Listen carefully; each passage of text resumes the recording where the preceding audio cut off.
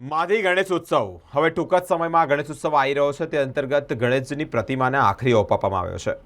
જે કલાકાર છે તેનું નામ આશીષ સાંઢે છે અને તેના દ્વારા જ ગણપતિની જે આ પ્રતિમા છે તેને આખરી ઓપ અપાઈ રહ્યો છે.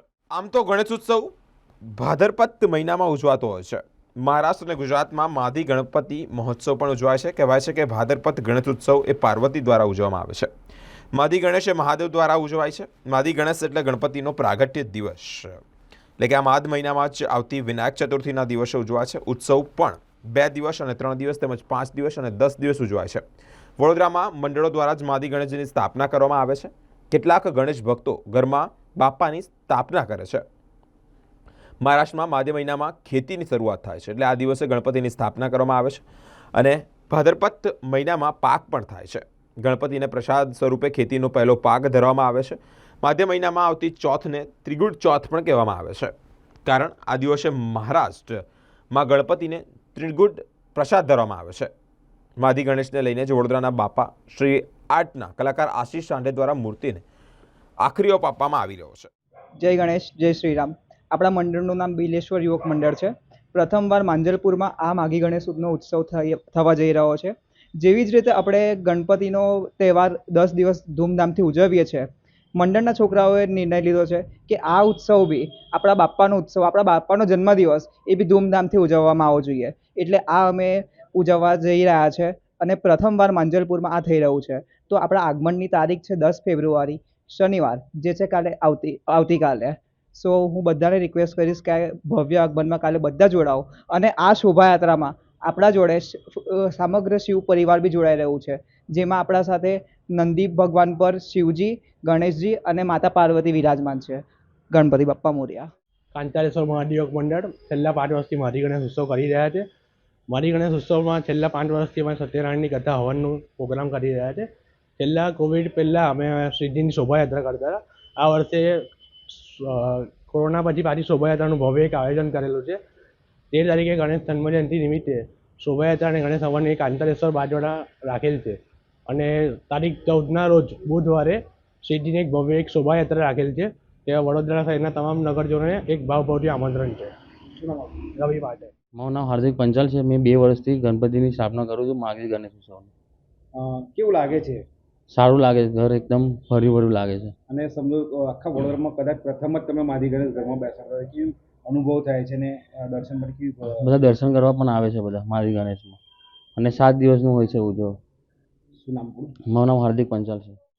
માધી ગણેશ ઉત્સવ શાસ્ત્રોયુક્ત જ છે અને ઘણા વર્ષોથી મહારાષ્ટ્રમાં અને ગુજરાતમાં થતો આવ્યો છે. આપણા વડોદરામાં પણ એ હવે ધામધૂમથી એની ઉજવણી કરવામાં ઘણા મંડળો હવે આગળ વધી રહ્યા છે.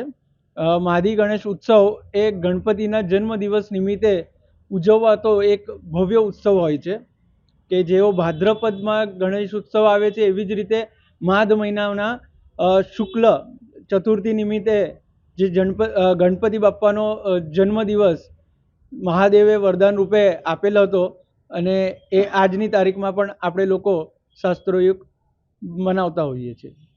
શું કેવી રીતે આ ઉજવવામાં આવે છે? જેમ ભાદ્રપદ ગણપતિ લોકો 1 દિવસથી માંડીને 1.5 દિવસથી માંડીને 10 દિવસ સુધી અનંત ચતુર્થી સુધી બેસાડતા હોય છે, એવી જ રીતે આ માઘ મહિનામાં ગણપતિ આવતા હોય છે. અને એવી જ રીતે કેટલાક યથાશક્તિ પ્રમાણે લોકો 1.5 દિવસથી માંડીને 10 દિવસ સુધીનો આ ઉત્સવ મનાવતા હોય છે. આ ગણપતિને ખેતી સાથે પણ જોડાયેલા છે, શું કહેશો? હા, ગણપતિ એટલે પ્રકૃતિ દેવ છે અને આપણું રાષ્ટ્ર ભારત જે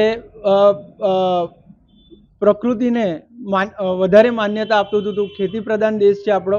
અને લોકો ગણપતિના જે પ્રથમ પૂજ્ય ગણપતિ છે એને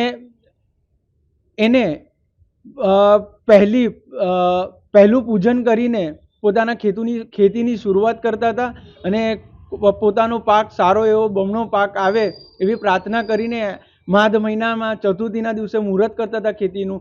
અને ભાદ્રપામાં જે પાક આવે એનો પહેલો થાળ, એનો પહેલો નિવેદ ગણપતિને આપતા હતા. ખાસ કરીને આ વખતે ગણપતિને તળગુણો પ્રસાદ ચડાવવામાં આવે છે, શું છે? હા, તીળ ગુળ એ વિશિષ્ટ મહત્વ છે કે આ એક મીઠાઈ છે, એક મિષ્ઠાન છે, તીળ અને ગુળ. એવું તિળગુળના લાડુ મહારાષ્ટ્રની પદ્ધતિ પ્રમાણે લોકો તિળગુળના લાડુ અવશ્ય આ ગણપતિને આ ઉત્સવ નિમિત્તે લોકો અર્પણ કરતા હોય છે. તમે લગભગ કેટલી મૂર્તિઓ માધી ગણેશની બની? લગભગ 6 જેટલી મૂર્તિઓ બનાવી છે માદી ગણેશ ઉત્સવ માટે, અને કેટલાક મંડળોની પણ છે. અને એવા આપણા વડોદરામાં સારું છે કે આ માદી ગણેશ ઉત્સવનો સારો એવો પ્રચાર થઈ રહ્યો છે અને લોકોને એક નવો ઉત્સવ મળી રહ્યો છે અને લોકો આને બહુ જ આનંદપૂર્વક બાપ્પાને એક આગમન સ્વરૂપે લાવે છે અને ખૂબ જ બાપ્પાનું મન મૂકીને લોકો પ્રાર્થના કરતા હોય છે. હું મૂર્તિકાર આશીષ.